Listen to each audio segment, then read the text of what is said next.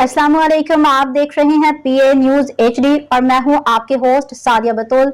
शामिल करते हैं आज की अहम खबरें। इस्लामाबाद PTA ने अवाम को मुफ्त वाईफाई देने के लिए हॉटस्पॉट्स के लिए रेगुलेटरी फ्रेमवर्क जारी कर दिया। वाईफाई सर्विस फराहमी लाइसेंस याफ्ता कंपनियों की तजारती सलाहियत से मशरूत होगी।